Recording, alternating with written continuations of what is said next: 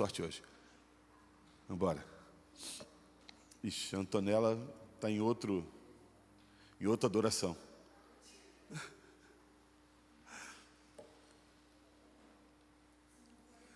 Daqui a pouquinho é ele, né? Nós vamos meditar na palavra.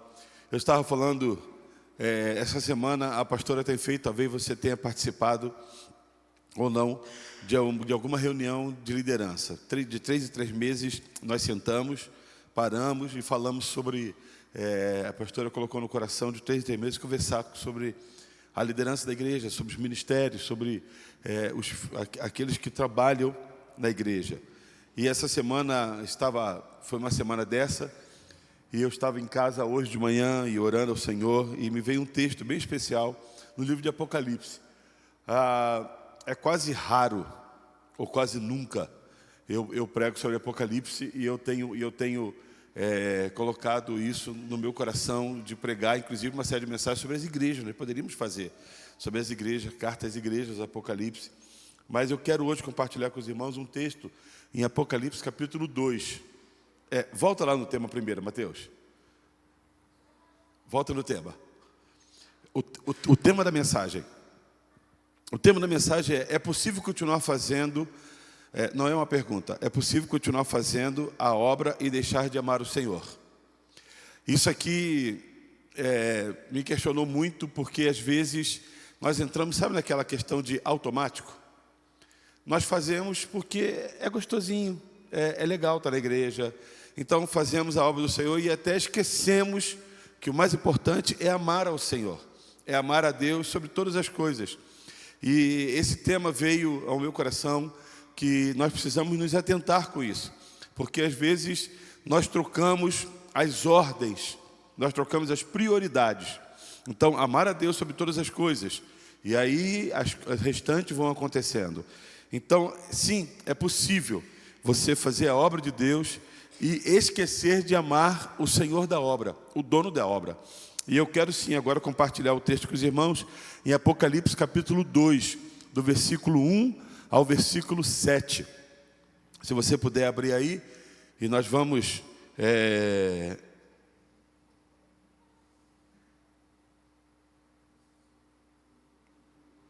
compartilhar esse texto.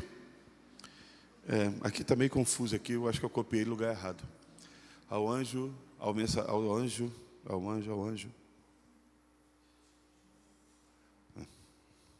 No versículo 1 está confuso.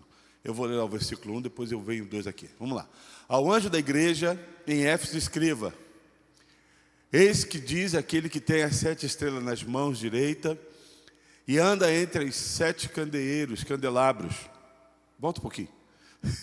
7 candelabros de ouro. Conheço as suas obras, o seu trabalho árduo e a sua perseverança. Sei que você não pode tolerar homens maus, porque pôs à prova os que se dizem apóstolos, mas não são, e descobriu que eles eram impostores. Você tem perseverado e suportado sofrimento por causa do meu nome, e não tem desfalecido. No entanto, contra você tenho isto: você abandonou o seu primeiro amor. Portanto, lembre-se de onde caiu, arrependa-se e faça as obras que praticava no princípio. Se não se arrepender, virei a você e tirarei o seu candelabro do lugar dele. Há, porém, uma coisa a seu favor: você odeia as práticas dos nicolaítas, como eu também as odeio. Quem tem ouvidos, ouça o que o Espírito diz à igreja. Aquele que vencer, darei o direito de comer da árvore da vida, que está no paraíso de Deus. Somente até aí. Bem, esse texto está se referindo ao Senhor Jesus, falando à igreja de Éfeso, quando estava falando, e só para que você tenha uma ideia, porque o texto começa bonito, né? Ai, você é maravilhosa, você é boa, é uma igreja boa. Então, quando depois o texto vai falando assim, mas eu tenho uma coisa contra você. Parece que o texto começa assim, acalentando, acariciando, fala, agora é a hora de eu te chamar a atenção. Pois bem, eu quero só que você entenda o seguinte: a igreja de Éfeso era uma igreja admirável. tinha doutrina sólida, discernimento espiritual, perseverança diante das dificuldades. Tudo que uma igreja precisa ter, uma doutrina sólida. Ou seja, a Bíblia estava lá. O que os apóstolos falavam, pregavam, estava lá. Tinha o discernimento espiritual. Quando fala, vocês odeiam os nicolaítas, assim como também odeio. Nós vamos já saber quem são os nicolaítas. Tinha um discernimento espiritual. Perseveravam nas dificuldades. Como toda igreja, eles passavam por lutas, por problemas, mas eles perseveravam. Aos olhos humanos, era uma igreja de sucesso. E eu coloquei uma frase aqui que diz o seguinte: a maior tragédia espiritual não é deixar de trabalhar para Deus. Talvez nós coloquemos isso como um sucesso espiritual. Não. A maior tragédia espiritual não é deixar de trabalhar para Deus, mas continuar trabalhando sem amar a Deus. Não é deixar de trabalhar, mas trabalhar sem amar aquele que é o Senhor da igreja. Sem amar aquele que está acima de todas as coisas. Quem tem essas 7 estrelas nas mãos? Quando diz, eu escrevo, quem? O que tem as 7 estrelas nas mãos é o próprio Jesus. Então, na revelação desse texto, é o próprio Jesus em que está trazendo. Retirarei o seu candelabro. O que é retirarei o seu candelabro? O candelabro é sobre luz, é sobre clarear. Então, retirarei o candelabro, está referindo-se à unção, está referindo-se ao derramar do Espírito. Ou seja, uma igreja que anda no automático, sem a direção e sem a unção de Deus. O próprio Jesus fala, olha, se você não se atentar, eu vou tirar de você o seu candelabro. Eu vou tirar de você aquilo que te dá luz, aquilo que faz você brilhar, a própria unção, a própria presença do Espírito Santo. E quando ele fala, sei que você odeia a prática dos nicolaítas. Quem eram os nicolaítas? Havia um diácono na igreja das primeiras na primeira igreja, chamada Nicolau. Nicolau, ele decide escrever a sua própria doutrina, ele decide se desviar disso, e ele começa a colocar do seu próprio punho, na igreja primitiva, o que ele queria. Então ele tinha a libertinagem e a imoralidade sexual. O que tem? Vamos viver de qualquer jeito. Ele tinha a participação em festas pagãs. Na época tinha-se muitas festas pagãs e ele era a favor. Vamos participar de todas. Outra coisa, hierarquia dentro da igreja. Então ele prevalecia pessoas dentro da igreja. Lembre-se que a igreja não pode ter hierarquia. Fulano é melhor porque o dízimo dela é maior do que o do irmão. Então ele pega os melhores cargos. Ou ciclano é melhor porque tem mais dons e talentos. Então vamos prevalecer, porque afinal de contas a igreja não pode viver sem ele. Não, dentro da igreja todos são extremamente importantes. Amém, queridos? Nós precisamos entender que quem toca não é mais importante do que quem canta. Ou que quem canta é mais importante do que quem está sentado. Não. Nós fazemos o que fazemos porque fazemos em amor ao reino e ao Senhor da igreja. Somente isso. Mas isso não vai te trazer destaque em nada, ou não deveria trazer.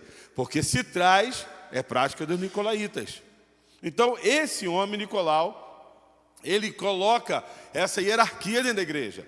Ele começa a pegar pessoas de destaque e colocar em graus de hierarquia para que as pessoas se sentissem os senhores, os coronéis da igreja. Antigamente tinha-se muito isso, né? Quem que é aquele? Não mexe não, porque aquele ali é o ancião da igreja, o que falou, pastor, e principalmente em algumas estruturas denominacionais, né? As pessoas... Algumas pessoas têm mais voz ativa, tira pastor, põe pastor, manda calar a boca, põe o dedo na cara, faz um Deus nos acuda, porque coloca-se como hierarquia. Dentro da igreja não tem ninguém, inclusive nem o pastor. Se nós entendermos que estamos aqui para servir, né? Eu queria tanto servir a Santa Ceia, porque eu acho uma coisa tão linda. Irmãos, é o ato de servir, e quem serve é o menor de todos. É essa a ideia que nós precisamos entender. O perigo está em perder a sensibilidade do Espírito. Como igreja do Senhor, O perigo em nossas vidas que legal, está em perdermos essa sensibilidade e não mais sermos tocados pelo Espírito. Fazemos as coisas no automático. Sabe aquele negócio? Eu já sei a ordem do culto. Por quê? Porque é automática. Eu já sei como é que vai ser a mensagem. Por quê? Porque é automática. Porque eu agora faço as coisas no automático. Não, nós devemos ser homens e mulheres dirigidos, direcionados pelo Espírito Santo de Deus. Obrigado, Menara. Esse aqui era aquele papel lá, né? Porque eu já usei. Menara colocou papel no banheiro, irmãos. Fui no banheiro, sequei a mão, falei, graças a Deus, você vai sair assim, né? Não podemos mais viver, irmãos, no automático da vida espiritual. Se entendermos que o Espírito fala quando quer, da forma que quer, a hora que quer, nós precisamos entender que eu preciso sempre ter na minha vida essa sensibilidade espiritual. Para ouvir, para sentir, para saber.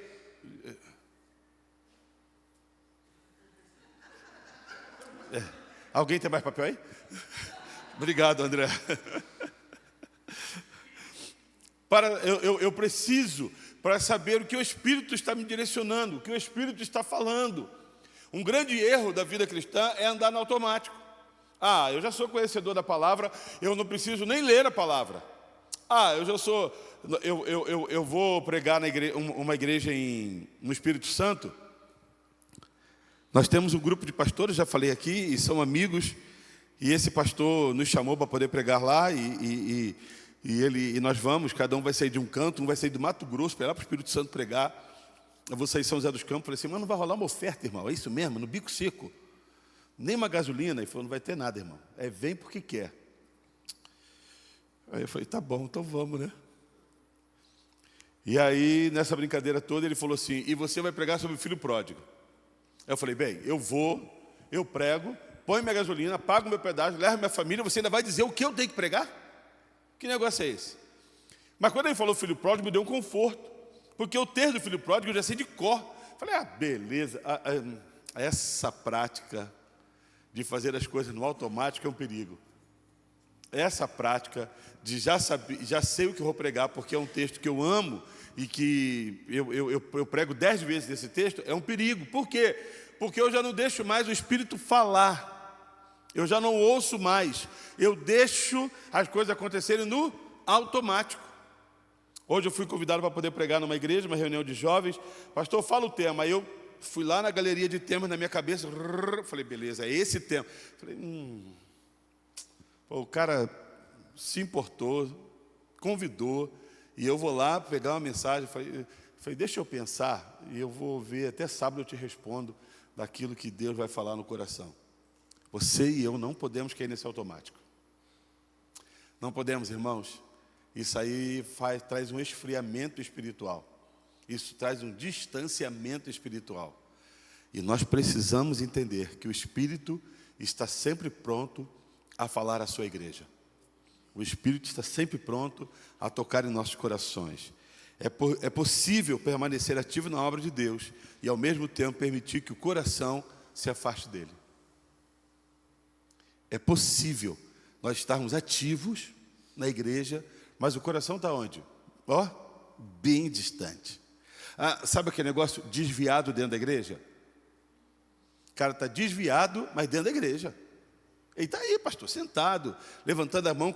Levanta a mão, abaixa a mão, põe a mão no coração, faz isso aqui. Ele faz tudo, ele tem cara de crente, ele tem olhar de crente, né? Aquele olhar meigo, carinhoso.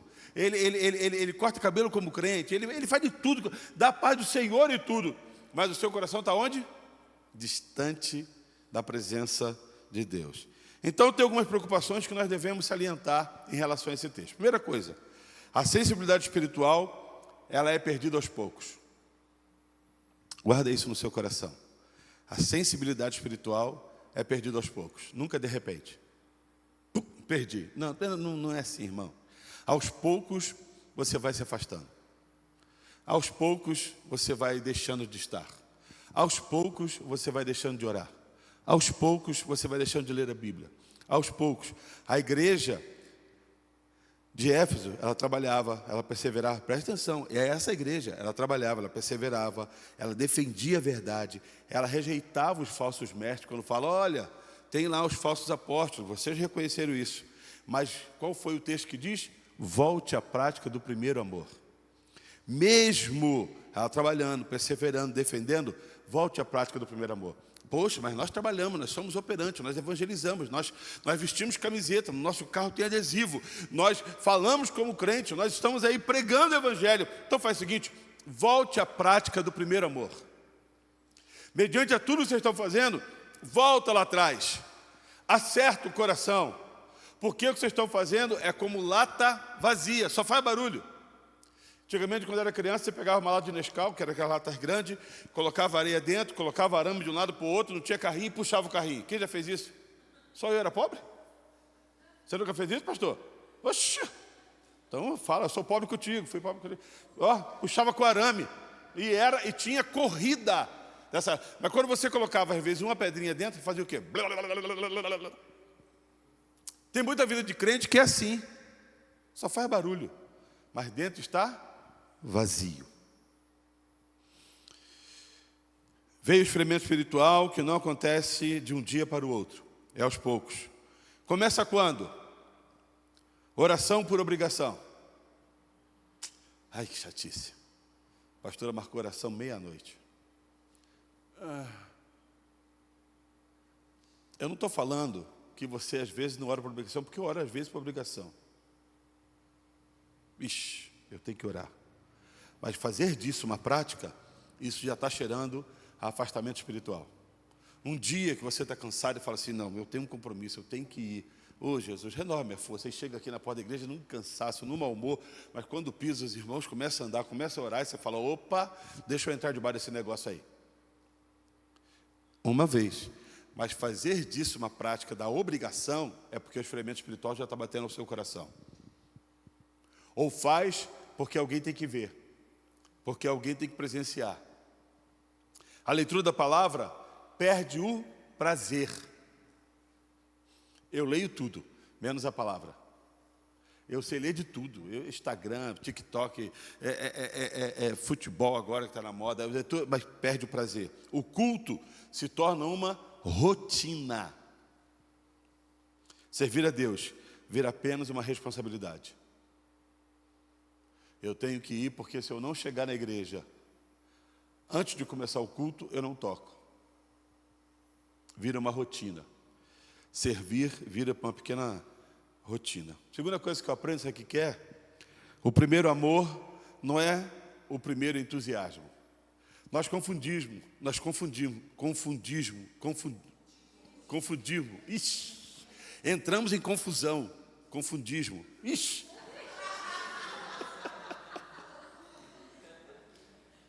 Ficamos confusos. Porque achamos que o primeiro amor é quando você se converte. Ah, eu estou naquele impacto, primeiro amor, estou na igreja, que alegria. Vem todos os cultos, faz tudo, pega de tudo, carrega todas as cadeiras, limpa toda a igreja. Não. Primeiro amor não é o primeiro entusiasmo. Primeiro amor é, guarda no seu coração, prioridade. Quando você coloca Deus como prioridade na sua vida. Intimidade. Quando você tem intimidade com Deus. E isso, claro, fica mais latente, porque quando você converte, tudo isso fica muito vívido, fica muito forte. Comunhão. Primeiro amor é comunhão, é paixão por Cristo, é amar o ministério,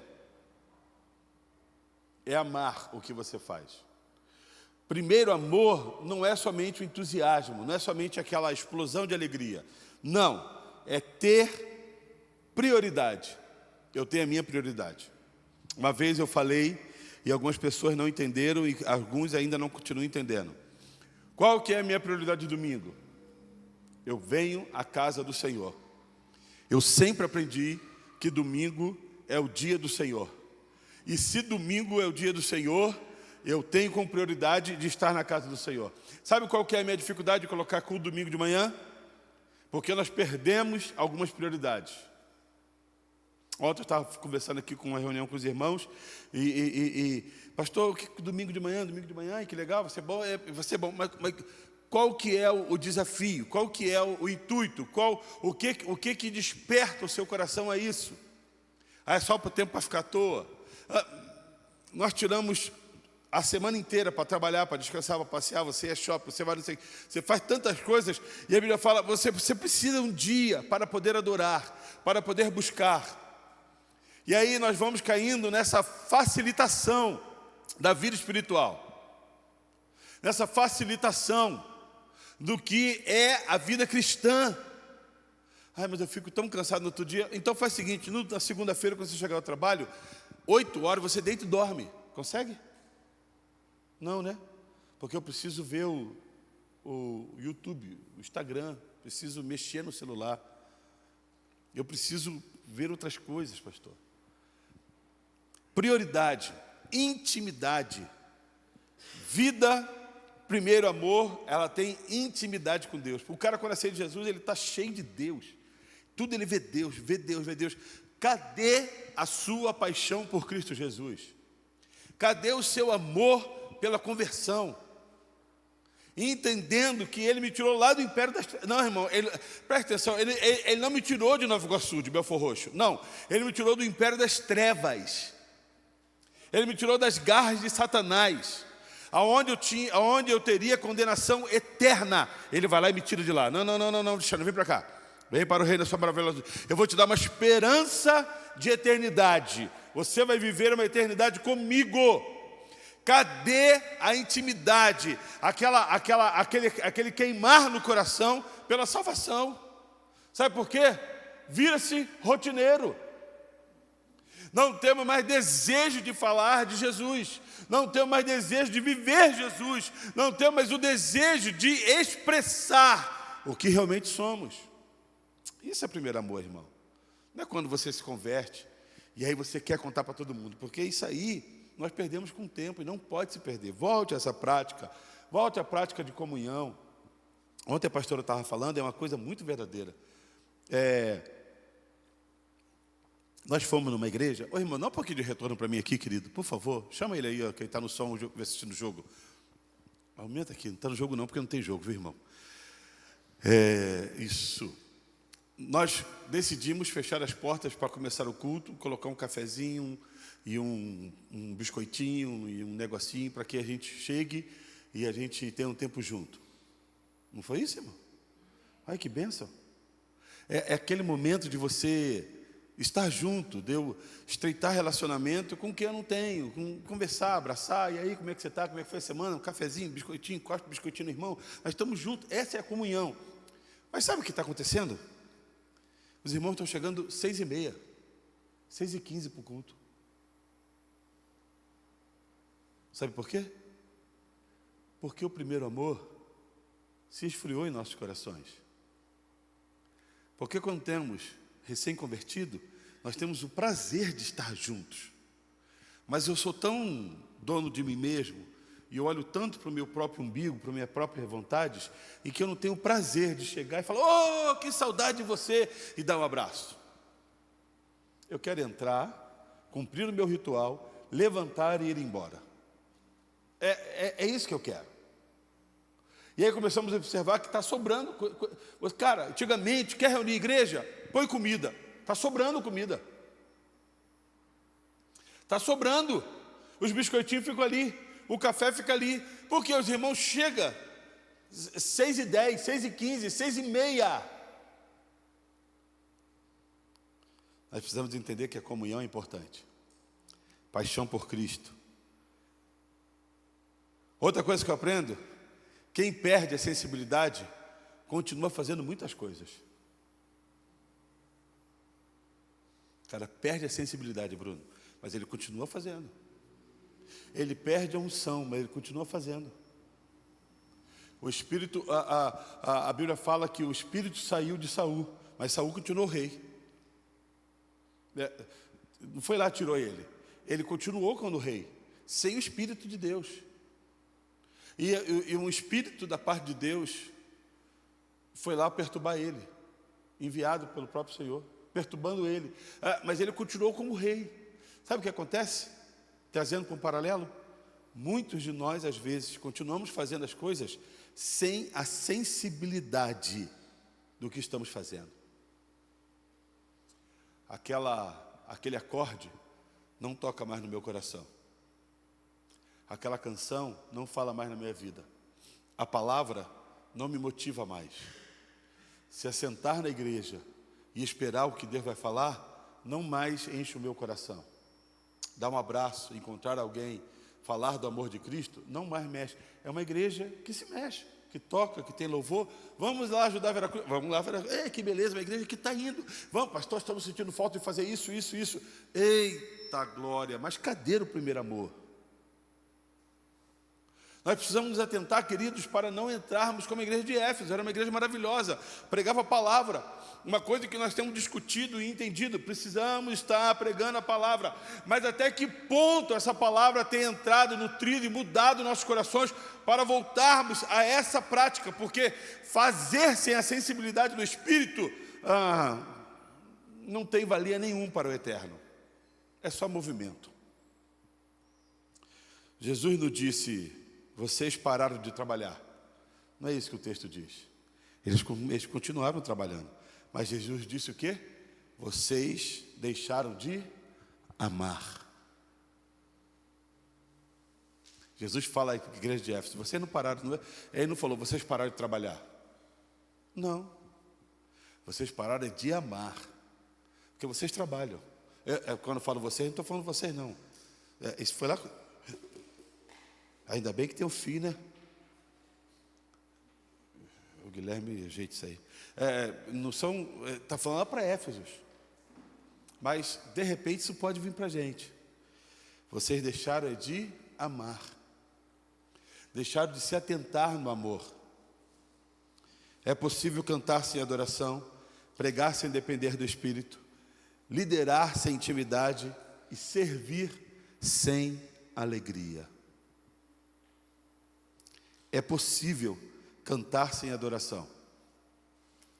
Cantar sem adoração te assemelha a Anitta. Te assemelha Pablo Vittar? Não, te assemelha a outro qualquer aí. Cantar sem adoração é só voz, mas não tem adoração. Não tem entrega. É interessante que para cantar você precisa ter voz, para adorar você não precisa de voz. Você precisa ter coração. Pregar sem depender do Espírito. Não há dependência do Espírito. Não há uma oração. Não há uma revelação. Não há o Espírito falando. Liderar sem intimidade e servir sem alegria. Domingo é minha escala. Meu Deus. Tem misericórdia. Tomara que aquele irmão não vá. Porque eu estou na recepção, vou ter que abraçar ele, Jesus. Impede aquele cara de vir. Impede ele. Aí está ali na recepção. Seja bem-vindo. Quando o irmão entra pela porta, dá licença, eu vou no banheiro. Recepcionei. Perde-se a alegria. Sabe o que eu mostro? Sabe o que eu vejo também? Jesus mostra o caminho da restauração. Jesus não dá um problema sem restaurar o problema. Jesus 4. Jesus mostra o caminho da restauração. Sabe qual que é o primeiro? Lembra-te. Lembra-te. É trazer a memória. É lembra-te. Princípio de restauração é você saber aonde você está errando. Não, pastor, está tudo bem. O maior engano é nós acharmos que está tudo bem e não está bem.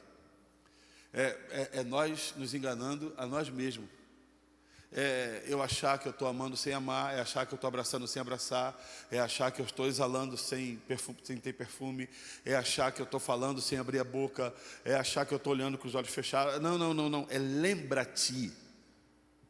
Lembra-te. É fácil, é só você olhar na melhor fase da tua vida espiritual e como eu e você estamos hoje. É só olhar na nossa melhor fase espiritual. Hoje eu estava olhando a minha melhor fase espiritual. Falei, Jesus, tem misericórdia. Sabe o que me preocupa? Quando eu fico muito tempo sem chorar. Isso me preocupa, cara. porque meu coração fica endurecido. Eu falo, Jesus, eu preciso chorar na tua presença. Faz algum jeito, põe o dedo no meu olho, sei lá o que você vai fazer. Põe o dedo no meu olho, faz uma coisa, puxa um cílio, sei lá. Eu preciso chorar na tua presença, porque senão, eu estou falando de mim, viu, irmãos? Não estou falando de você, estou falando de mim. Porque senão entra na rotina.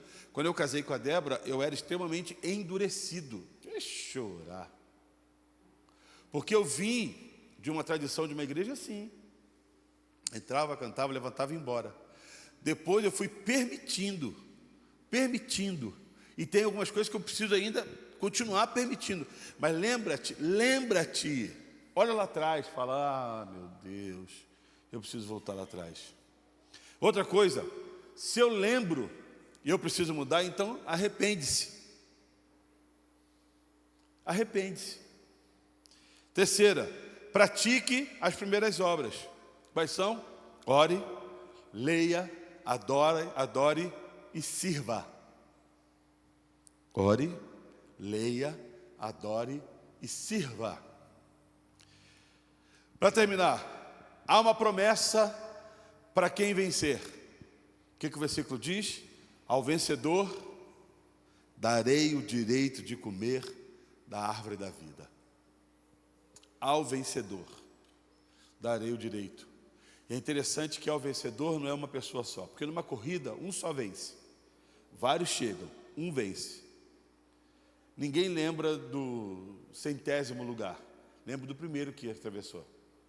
O 100º fica feliz, principalmente numa corrida, porque ele ganhou uma medalha. Irmão, eu vou falar uma coisa, eu tenho uma vontade de ganhar uma medalha de 5 km. Eu tenho uma vontade de ganhar uma medalha daquela, deu vontade até de comprar de vez em quando. Mas quando eu penso que para eu correr 5, eu tenho que começar correndo 1 quilômetro, aí eu falo, não, deixa quieto. O meu cansaço, minha preguiça é maior do que a minha vontade.